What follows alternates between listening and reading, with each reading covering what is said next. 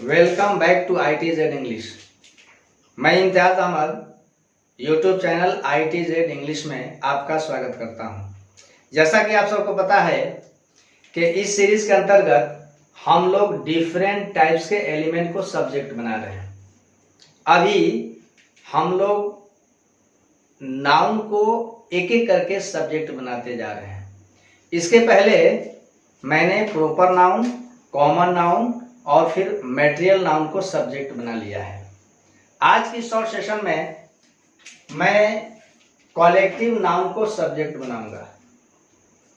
इसमें हम लोग सीखेंगे कि कोई एक नाउन कॉलेक्टिव नाउन क्यों होता है और फिर हम उसका यूज देखेंगे, उसकी नंबर तलाशने की कोशिश करेंगे। आओ सीखते हैं कॉलेक्टिव नाउन। कॉलेक्टिव नाउन को डिफाइन करने से पहले हम इस शब्द की रचना को समझें। आखिर ये शब्द बनी कैसे? तो आप ध्यान से देखो कि कॉलेक्टिव का जो बेस वर्ड है वह कॉलेक्ट है। कॉलेक्ट कॉलेक्ट कॉलेक्ट एक वर्ब होता है, मतलब संग्रह करना, संग्रह करना, इकट्ठा करना, गैदर करना, जमा करना, ये आपका कॉलेक्ट है, जिससे बना हुआ है कॉलेक्टिव। अब कॉलेक्ट से एक और वर्ड बनता है कॉलेक्शन। कॉलेक्शन जो एक एब्स्ट्रैक्ट नाउन होता है। एब्स्ट्रैक्ट नाउन भाववाचक संज्ञा, मतलब ऐसी संज्ञा जिसको हम देख या छू नहीं सकें, सिर्फ एहसास कर सकें, वह हमारा एब्स्ट्रैक्ट नाउन होता है। तो कलेक्शन जो है एक एब्स्ट्रैक्ट नाउन बन जाता है। इससे एक और वर्ड बनता है कॉलेक्टिव। कॉलेक्टिव, ये कॉलेक्टिव वर्ड जो है एक एडजेक्टिव है। एडजेक्टिव, और एक एडजेक्टिव जो है एक नाउन या फिर एक प्रोनाउन को क्वालिफाई करती है। कॉलेक्टिव का मतलब होता है सामूहिक। सामूहिक, सामूहिक का मतलब जो समूह में हो, है ना, जो कलेक्शन में हो, जो जमा कर दिया गया हो, ठीक है, वह हमारा कॉलेक्टिव होता है। मैंने कहा कि कॉलेक्टिव जो है एक एडजेक्टिव है और एक एडजेक्टिव जो है एक नाउन को या फिर एक प्रोनाउन को क्वालिफाई करता है। यहां नाउन जो आपका वर्ड है ये ओरिजिनली तौर पे नाउन है, ठीक है, नाउन तो है, लेकिन क्लासिफाई करोगे तो नाउन जो वर्ड है वो नाउन की कैटेगरी में होगा। प्रोनाउन नहीं है, वर्ब नहीं है, ये क्या है, नाउन है, ठीक है। डिफाइन करने के लिए नहीं, ये वर्ड किस कैटेगरी का है, तो नाउन कैटेगरी का है।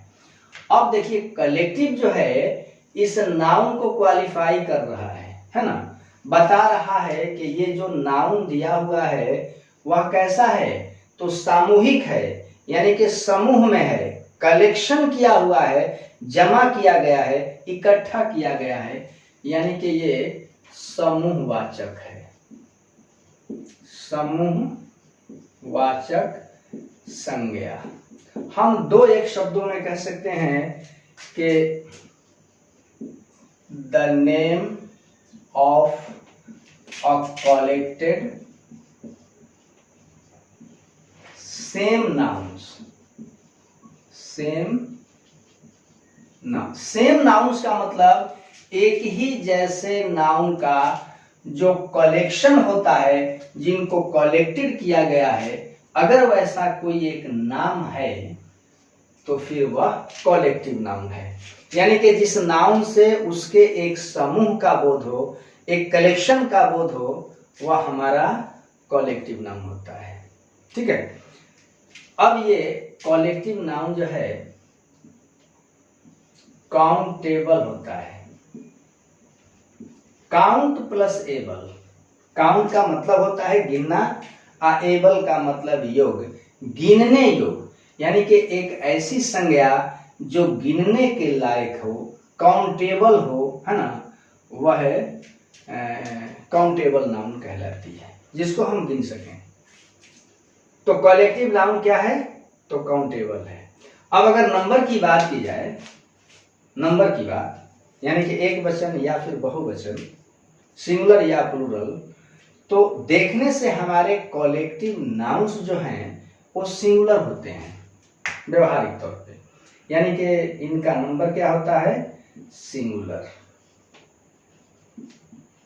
लेकिन पते की बात है कि हम अपने कलेक्टिव नाउन को सिंगुलर फॉर्म में भी और फिर प्लूरल फॉर्म में भी यूज कर लेते हैं।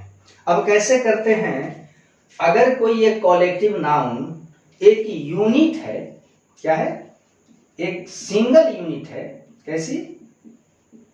सिंगल यूनिट, यानी कि ये अगर यूनाइटेड है, एक साथ बंधी हुई है, तो फिर ये हमारा सिंगुलर होता है नाउन, ठीक है। लेकिन अगर ये अनटाई है, अनटाई है, बंधा हुआ नहीं है ना, डिवाइडेड है, तो फिर ये हमारा प्लूरल फॉर्म का नाउन हो जाता है, ठीक है। यानी कि कलेक्टिव नाउन से अगर एक यूनिट का बोध हो रहा है, यानी कि वह नाउन अगर यूनाइटेड है, संगठित है, तो फिर वो सिंगुलर हो जाता है। लेकिन अगर वो डिवाइडेड है, सारे कलेक्टिव नाउन को अलग अलग करके दिखा रहा है ना, अनटाइड है वो, तो इस कंडीशन में वह हमारा प्लूरल कलेक्टिव नाउन हो जाता है। अब आप कलेक्टिव नाउन के 2-4 एग्जाम्पल आप देखिए। जैसे पहला मैंने एग्जाम्पल रखा क्लास। अब क्लास क्या है भाई? तो क्लास जो है कलेक्शन ऑफ स्टूडेंट्स है, collection of students who are taught together, माने ऐसे विद्यार्थियों का संग्रह, ऐसा कलेक्शन जिनको एक ही जगह एट ए टाइम पढ़ाया जाता हो, उसको हम क्या नाम देंगे? क्लास कहेंगे, स्टूडेंट्स नहीं कहेंगे। देखने से नंबर इसका क्या लग रहा है? सिंगुलर लग रहा है, काहे कि क्लास का प्लूरल फॉर्म क्लासेज होता है। अगला एग्जांपल आप देखो, पुलिस। पुलिस यानी कि a collection of police persons, एक से अधिक पुलिस वालों का जो संग्रह होता है, हम उसको केवल पुलिस कहते हैं, पुलिस पर्सन्स नहीं कहते हैं, यानी कि ये हमारा समूहवाचक संज्ञा है। अगला है जूरी। जूरी का मतलब होता है खंडपीठ, यानी कि कलेक्शन ऑफ जजेस, कलेक्शन ऑफ जजेस, यानी कि जजों का जो एक समूह बनता है, हम उसको जूरी कहते हैं। अगला है वर्ड बंच। बंच का मतलब होता है अ कलेक्शन ऑफ समथिंग, जैसे अंगूर का कलेक्शन, तो अंगूर का अगर कलेक्शन होगा तो उसे हम बंच ऑफ ग्रेप्स कहेंगे। अगर चाबियों का कलेक्शन होगा तो बंच ऑफ कीज कहेंगे, ठीक है। अगला वर्ड है बैंड। बैंड का मतलब होता है दल, तो दल कहाँ बनता है? जैसे संगीतकारों का दल, यानी कि बैंड ऑफ म्यूजिशियन। अगला वर्ड है मॉब। फिर इससे मिलता जुलता एक वर्ड है क्राउड। तो मॉब या फिर क्राउड, इसका मतलब होता है कलेक्शन ऑफ पीपल, यानी कि लोगों का जो एक समूह बनता है, हम उसको क्या नाम देते हैं? मॉब नाम देते हैं या फिर क्राउड कहते हैं। फिर एक और वर्ड है गैंग। तो गैंग का मतलब होता है दल। दल कहाँ होता है? तो चोरों का दल, डाकुओं का दल। तो कहना होगा कलेक्टिव नाउन के लिए कि द गैंग ऑफ थीव्स या द गैंग ऑफ रॉबर्स, ठीक है। इस तरह के ये हमारे कुछ एक एग्जाम्पल्स हैं कलेक्टिव नाउन के लिए। आप देखो ध्यान से कि किसी भी एक ना, ऐसे तो क्लास वर्ड के अंत में डबल एस है, लेकिन ये डबल एस मॉर्फेम नहीं है, अलग से कोई एक लेटर नहीं ऐड हुआ है, यानी कि ये सिंगुलर फॉर्म का है। किसी भी वर्ड के अंत में एस या ई एस लेकर के इन्हें सिंगुलर नहीं बनाया गया है। यानी कि ये सारे आपके कॉलेक्टिव नाउन देखने से सिंगुलर फॉर्म के हैं भी सिंगुलर, लेकिन बहादुरी की बात है कि हम इसका प्रयोग सिंगुलर और प्लूरल दोनों फॉर्म में आसानी से कर लेते हैं। अब मैं इन सारे कलेक्टिव नाउन में से कुछ को सब्जेक्ट बनाऊंगा। पहला वर्ड मैं रख रहा हूं क्लास। क्लास का मतलब मैंने बताया कि a collection of students who are taught together at a time. एक ही बार में एक ही समय में जिन विद्यार्थियों को एक साथ पढ़ाया जाता है, उन विद्यार्थियों का जो संग्रह होता है वह क्लास होता है। अब आप क्लास वर्ड को देखो, ये आपका सिंगुलर लग रहा है। अब मैं बताऊं कि आप केवल क्लास वर्ड को देख करके इसका नंबर कि आइदर ये सिंगुलर है और प्लूरल है अगर करते हो तो यहाँ आप एरर कर जाओगे। बल्कि इसका नंबर निकालने के लिए हमें पूरे सेंटेंस को ध्यान से देखना पड़ता है। जैसे कि एग्जांपल देखो आप,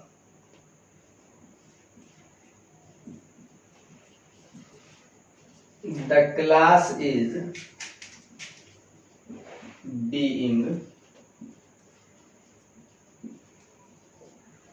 rewarded with a medal। Class को एक मेडल से पुरस्कृत किया जा रहा है।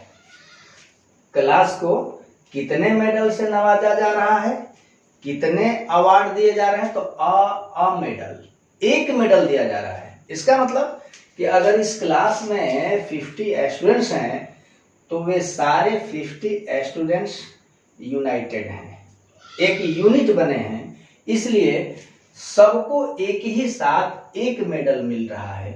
यानी कि ये हमारा कॉलेक्टिव नाउन यहाँ क्या बना है, सिंगुलर फॉर्म का है। और जब आपका सब्जेक्ट सिंगुलर होता है तो वर्ब भी आपकी सिंगुलर हो जाती है। ठीक है, अब आओ क्लास को आप प्लूरल फॉर्म में देखो। The class are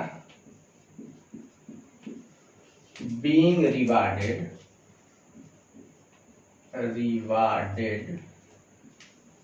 with medals one by one। The class are being rewarded with medals one by one। यानी कि क्लास के सारे स्टूडेंट्स को 1 by 1 मेडल्स, अनेक मेडल दिए जा रहे हैं। अर्थात यहाँ क्लास जो एक कॉलेक्टिव नाउन है ये अनटाइड है, यूनाइटेड नहीं है, बल्कि अलग अलग स्टूडेंट का बोध करा रहा प्लूरल फॉर्म का है, इसलिए वर्ब का लिया गया है, प्लूरल लिया गया है। ठीक है, अगला वर्ड है पुलिस।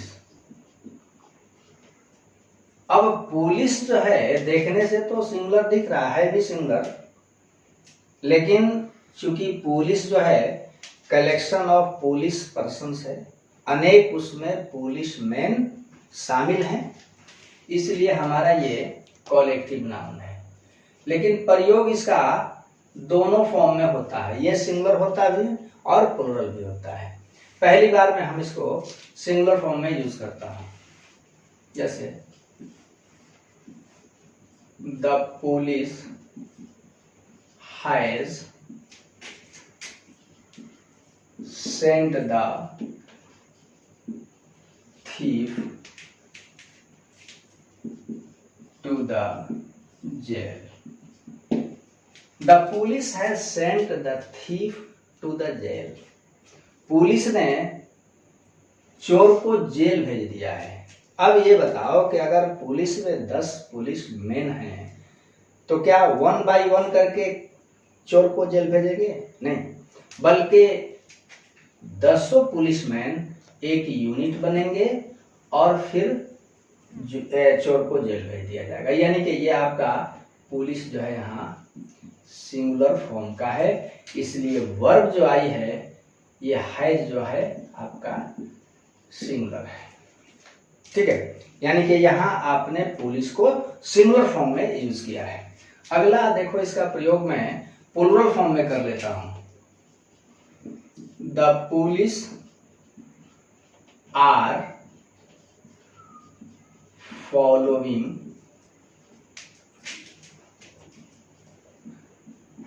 The criminal. पुलिस यानी कि पुलिस वाले अपराधी का पीछा कर रहे हैं। तो जब पुलिस में 10 मेंबर्स हैं, चोर को पीछा करने की बारी आएगी तो क्या उसमें से एक करेगा? सारे करेंगे। यानी कि ये जो पुलिस हैं ये डिवाइडेड हैं, एक सिंगल यूनिट नहीं बने हैं, अर्थात ये प्लूरल फॉर्म में है। इसलिए हमारी क्रिया जो आई है आर फॉलोइंग, इसमें आर जो है प्लूरल फॉर्म का है। ठीक है, अगला देखो, वन में रखता हूं जूरी। जूरी का मतलब होता है कलेक्शन ऑफ जजेस, है ना। यानी कि जजों का जो समूह बनता है ना, उसको हम लोग जूरी कहते हैं। देखने से सिंगुलर है, लेकिन प्रयोग इसका दोनों नंबर में किया जाएगा, सिंगुलर में भी और प्लूरल में भी। जब ये एक यूनिट बनाएंगे तो सिंगुलर होंगे, और अलग अलग होंगे, है ना, डिवाइडेड होंगे तो फिर प्लूरल होंगे। पहले देखो आप, the jury has been divided,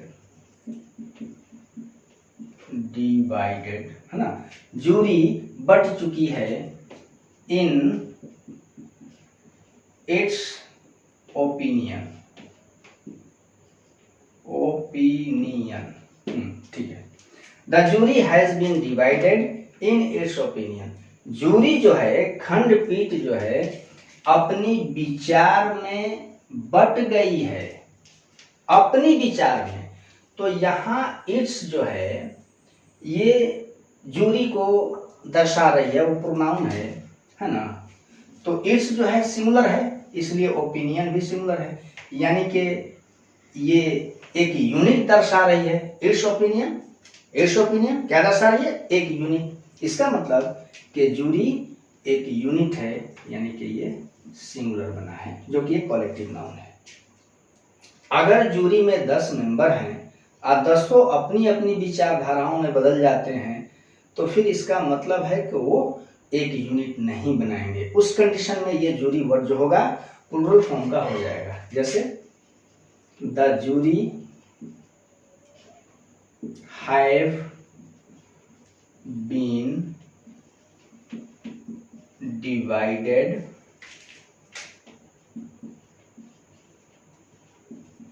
in their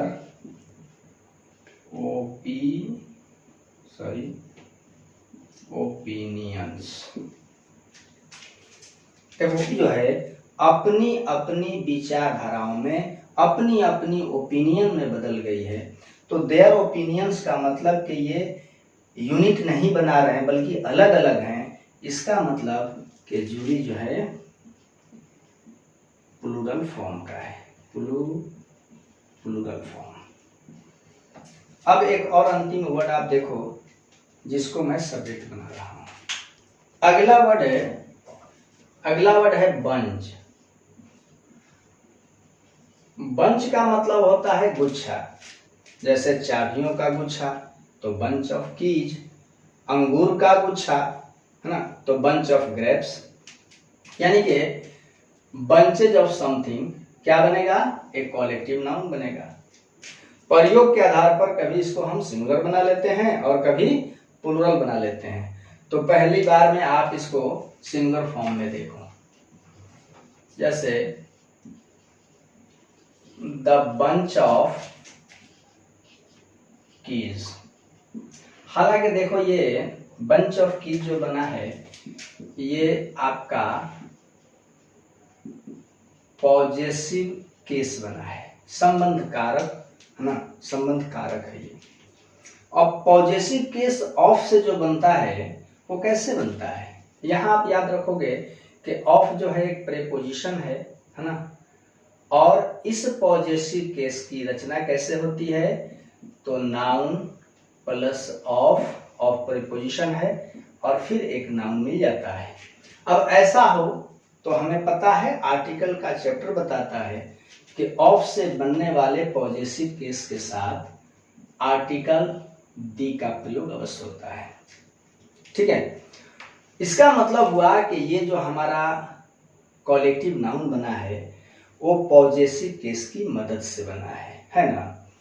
अगर इस तरह का कोई एक कॉलेक्टिव नाउन सब्जेक्ट बनता है तो सब्जेक्ट वर्ब एग्रीमेंट के रूल के अंतर्गत हम ऑफ के पहले आए हुए नाउन के अनुसार क्रिया लाते हैं। अगर ये नाउन हमारा सिंगुलर होता है तो फिर यहाँ वर्ब सिंगुलर आती है, अगर ये नाउन प्लूरल होता है तो वर्ब हमारी प्लूरल आती है। तो बंच कितना दिख रहा है, सिंगल दिख रहा है ना। तो हम कहेंगे कि the bunch of keys is on the table, चाबियों का गुच्छा टेबल पर। अब देखो चाबियां अनेक है, चाबियों का कलेक्शन है, कलेक्शन किसका है, चाबियों का, लेकिन गुच्छा कितना बना, बंच कितना बना, सिंगल बना, यानी कि ये हमारा सब्जेक्ट सिंगुलर फॉर्म का है, वर्ब हमने का लिया है सिंगुलर लिया है। अब फिर चाबियों का कलेक्शन होगा, लेकिन बंच जो बनेंगे अलग अलग बनेंगे, एक से अधिक बनेंगे, मोर देन वन होंगे। जैसे द बंचेज ऑफ कीज, अभी भी देखो चाबियों का गुच्छा है, लेकिन गुच्छे सारे एक ही साथ नहीं बने हैं बल्कि अलग अलग बने हैं। मान लो 2-4 बन गए, तो बंच जिस नाउन के अंत में ch होता है उसके अंत में हम es रख करके उसको प्लूरल फॉर्म का नाउन बना लेते हैं, यानी कि ये बंचेज जो है आपका प्लूरल फॉर्म का नाउन है। ठीक है, अर्थात ये जो कॉलेक्टिव नाउन बना प्लूरल फॉर्म का बना। अब क्रिया इसके अकॉर्डेंस क्या आएगी, तो आर आएगी, आर ऑन द टेबल। चाबियों के गुच्छे, यहां कहना होगा चाबियों का गुच्छा टेबल पर है, यहां कहना होगा चाबियों के गुच्छे टेबल पर है ना। तो इस तरह से बिहेव करता है आपका कॉलेक्टिव नाउन। देखने में तो हमेशा हमेशा सिंगुलर होता है, लेकिन प्रयोग इसका हम दोनों नंबर में कर लेते हैं, कभी ये सिंगुलर और कभी प्लूरल। मैं फिर से एक बार आपको रिमाइंड करूं कि आप एक कॉलेक्टिव नाउन को देख करके उसका नंबर कभी तय नहीं करेंगे, है ना, बल्कि पूरे सेंटेंस को देखेंगे और सेंटेंस के अंदर कहीं ना कहीं कोई एक ऐसा रास्ता मिलेगा जहां से आपके कॉलेक्टिव नाउन का नंबर आसानी से तय किया जा सकता है। ये रहा आपका कॉलेक्टिव नाउन एज सब्जेक्ट। ठीक है, अब तक आपने मेरे चैनल को सब्सक्राइब नहीं किया तो प्लीज़ आप मेरी चैनल को सब्सक्राइब कीजिए, वीडियो को शुरू से आखिर तक देखिए और वीडियो को देखने के बाद आप अपनी बेबाक और स्पष्ट राय कमेंट मुझ तक भेजिए, लाइक शेयर कीजिए। आपकी एक लाइक एक शेयर मेरे लिए बूस्टर का काम करती है और फिर उसके सहारे मैं आपके लिए कुछ कर जाता हूँ। फिर मिलता हूँ मैं फॉर्म्स ऑफ सब्जेक्ट के सीरीज के अंतर्गत अगली पीरियड में एक और एलिमेंट को सब्जेक्ट बनाने के लिए। तब तक के लिए खुदा हाफिज।